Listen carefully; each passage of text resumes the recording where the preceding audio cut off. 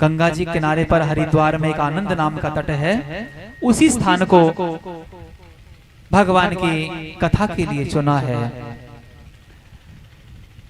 अच्छा, हरिद्वार में ही इस स्थान को क्यों चुना? क्योंकि जो हरिद्वार की भूमि है वो समतल भूमि और पहाड़ों के मध्य का स्थान है, बीच का स्थान है। जिस तरह मकान की दहलीज होती है और जब दहलीज पर कोई दीपक जलता है वो अंदर भी उजाला करता है और बाहर भी उजाला करता है कि राम नाम मन दीप धरो और जिव्य दे हरिद्वार, तुलसी भीतर बाहरो जो चाहसी उजियार। संत महात्माओं का, अमलात्माओं का आना हुआ और हरिद्वार की पावन दहलीज पर ये ज्ञान का दीपक प्रज्वलित हुआ।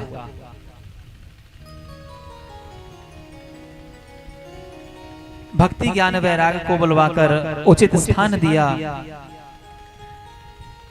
और सनत कुमारों ने भगवान की बड़ी ही पावन महिमा गाई।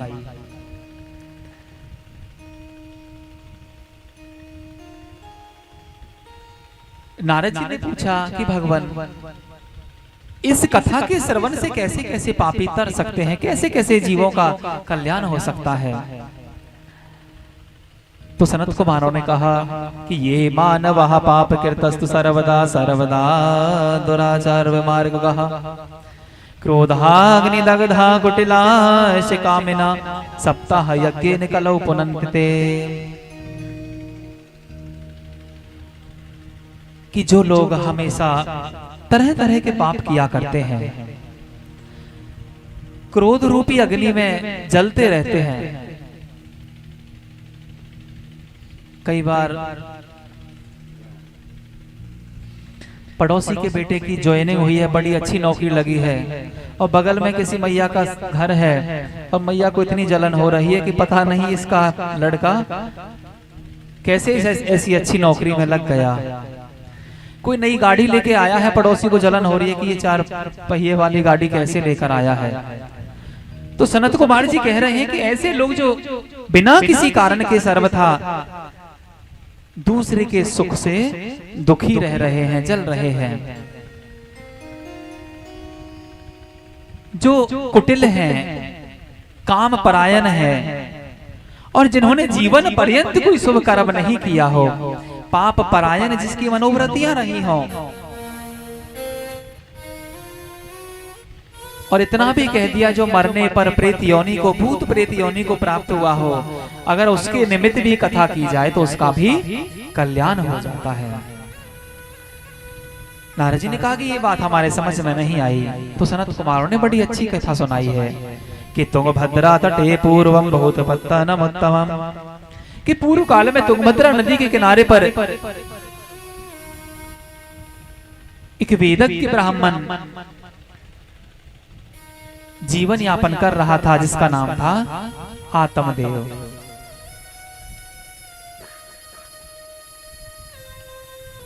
अच्छा, इस आत्मदेव का अर्थ क्या है?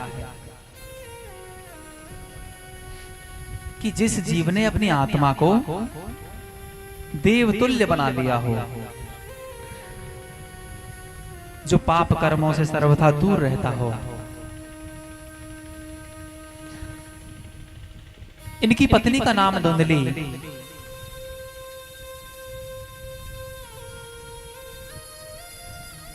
यथा नाम तथा गुण, जैसा इसका नाम ऐसे ही इसके काम। सवेरे जब सवेरा होता है सभी नहा धोकर सूर्य नारायण को जल देते हैं, गौ माता की सेवा करते हैं, तुलसी मैया को जल देते हैं। लेकिन जो ये धुंधली है इसकी प्रवृत्ति क्या है? सबसे पहले इसे पता चलता है कि पड़ोसी के घर में क्या खाना बन रहा है, क्या सब्जी बनी है, क्या हो रहा है। सर्वप्रथम सारे मोहल्ले की बातें इसे पता चल जाती है।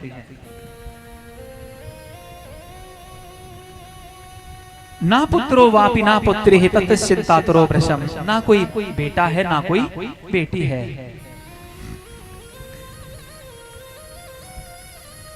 एक गौ माता थी, वो बांझ हो गई।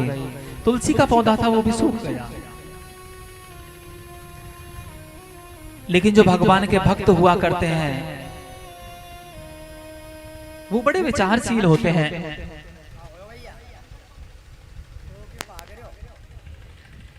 आज आत्मदेव जी विचार कर रहे हैं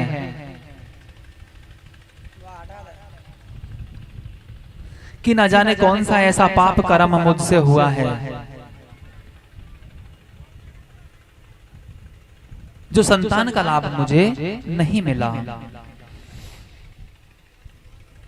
एक दिन जंगल में गए हैं, आसन लगाकर बैठ गए, बड़े दुखी हो रहे हैं, क्योंकि जिस मैया को पुत्र नहीं होते हैं उसी को पता होता है कि दुख क्या होता है।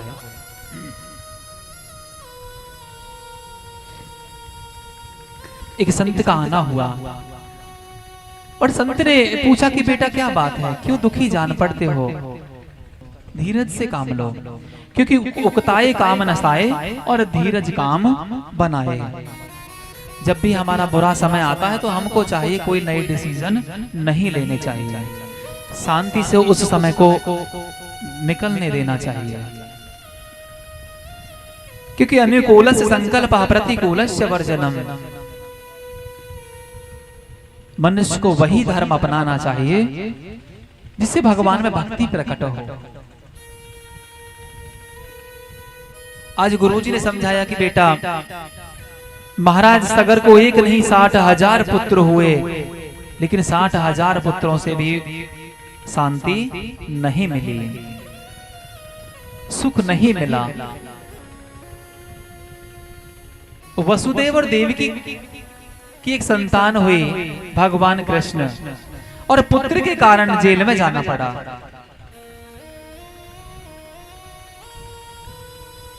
संत ने फिर से समझाया कि बेटा, जो 3 तरह के पुत्र होते हैं हमेशा बड़े दुखदायी होते हैं, दुख का कारण बनते हैं।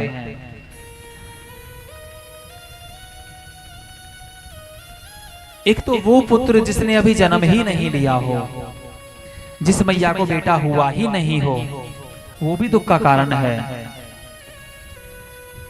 दूसरा, जन्म तो हुआ लेकिन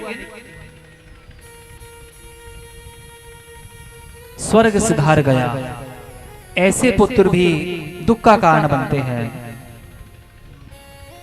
और तीसरे होते हैं मूर्ख पुत्र,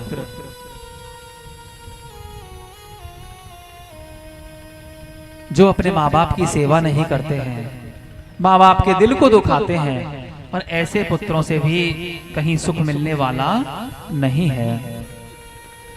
अनेकानेक तरह से समझाया और कह भी दिया कि बेटा, तेरे तो 7 जन्म तक भी पुत्र योग नहीं है। पुत्र आदि सुखहीनो अयम संन्यासा शुष्क एवहि। आत्मदेव ने कह दिया कि भगवान, अगर मुझे पुत्र नहीं हुआ तो मैं तुम्हारे सामने ही आत्मदाह कर लूंगा, जलकर मर जाऊंगा।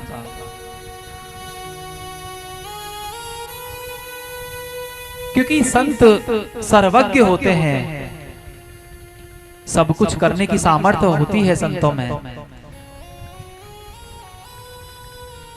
जब ऐसा कहा तो संत का हृदय पिघल गया।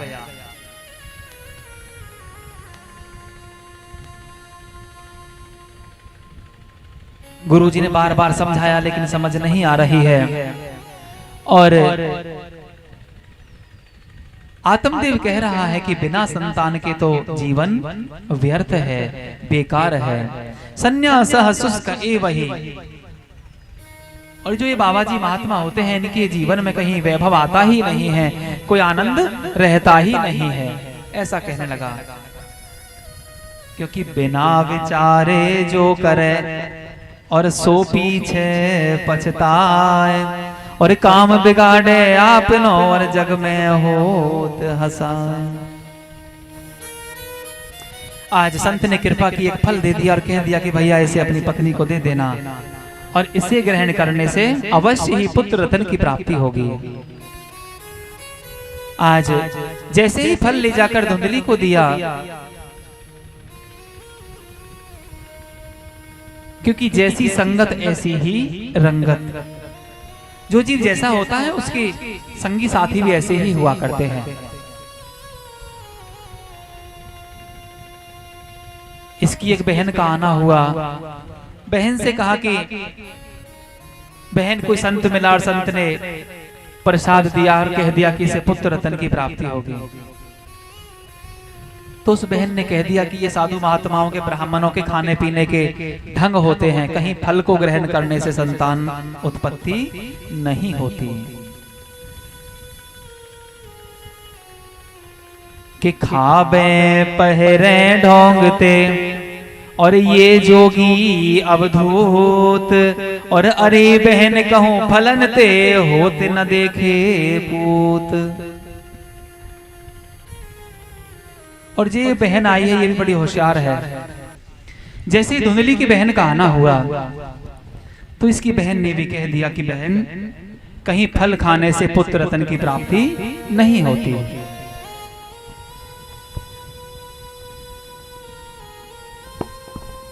एक पड़ोसन का आना हुआ, उसने जैसे ही सुना तो धुंधली को समझाया।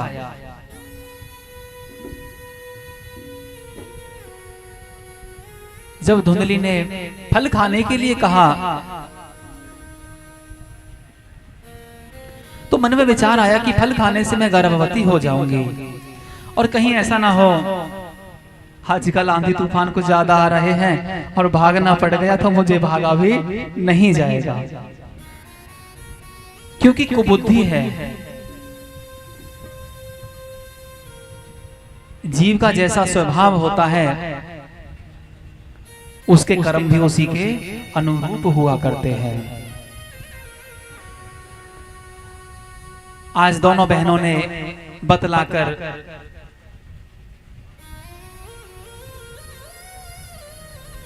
धुंधली ने अपनी बहन से पुत्र लेने के लिए आग्रह किया, क्योंकि इनकी जो बहन है वो गर्भवती थी और वो फल एक गौ माता को खिला दिया परीक्षा के लिए। लेकिन भैया यहां से एक शिक्षा मिलती है, कभी भी संत ब्राह्मण की कभी परीक्षा नहीं लेनी चाहिए। अगर परीक्षा लेते हैं तो वही हस्र होता है जो धुंधली का होने वाला है। आज कुछ समय बाद एक पुत्र लिया जिसका नाम धुंधकारी रखा है। उधर 3 महीने बाद जो गौमाता को फल दिया उससे भी एक पुत्र रत्न की प्राप्ति हुई, और जो गौमाता की संतान हुई है उसके कान गौ की तरह के हैं, उनका नाम गौकर्ण रखा। तो क्रियत कालेन तौ जातौ तरणौ तन्वा विभौ गौकर्ण पंडितो ज्ञानी धुंधकारी महाखला। संत के आशीर्वाद से प्रसाद से जो पुत्र रत्न की प्राप्ति हुई वो बड़ा विवेकशील हुआ, गौकर्ण हुआ। और जो संसार से पुत्र लिया वो बड़ा ही दुर्बुद्धि हुआ। थोड़ा बड़ा हुआ, घर में उपद्रव करने लगा, नशे करने लगा, माता पिता को अनेक अनेक तरह से परेशान करने लगा, गाली गलौज करने लगा। अच्छा भैया एक बात बताओ कि किसी का बेटा अगर अभद्र व्यवहार करे, माताओं के साथ पिताओं के साथ गाली गलौज करे, क्या किसी को अच्छा लगेगा? आज ऐसी ही हालत आत्मदेव की हुई है। और अब आत्मदेव को कुछ समझ नहीं आ रहा है कि मैं करूं तो क्या करूं।